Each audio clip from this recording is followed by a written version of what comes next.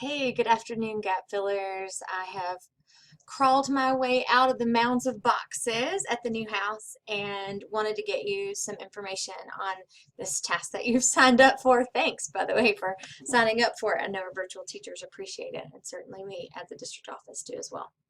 So I wanted to start the first video by letting you know sort of what you signed up for, what this gap filling gig is and what it is not, okay? So it is not writing a curriculum.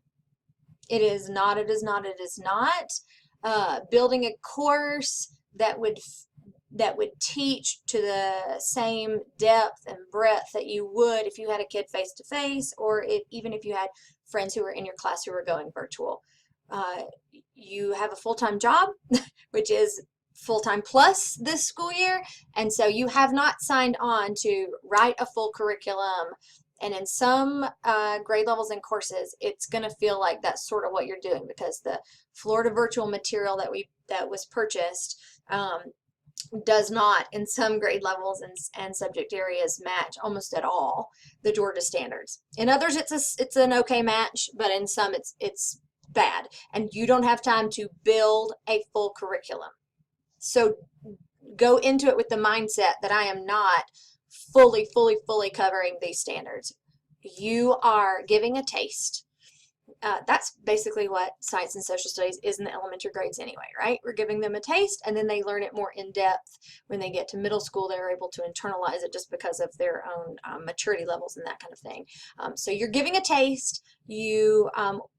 I'm suggesting that you start with the material that's already made for us. So start with Laney's. I've given you access to a copy of Laney's Hall County School District blended learning course, and start there. If there are materials from that course that you can migrate and move into the virtual blueprint course, then that's where we want to start.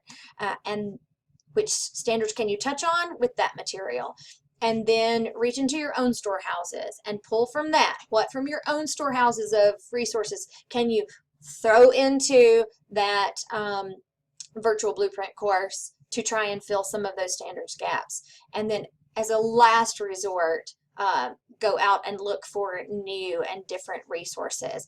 Again, we're not building a full curriculum. We are just making sure that those standards are covered, because our families who are doing the virtual ELA and math and are doing it with, you know, like integrity and fidelity or whatever, they're putting 4 and 5 hours worth of work per day into it just to get that material done. So this is like a supplement. It's an extra. It's you know, we've had families who are begging for science and social studies, so we're giving it to them, but we are not promising that this is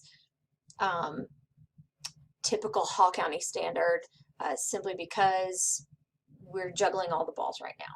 Okay, so we are just covering the standards.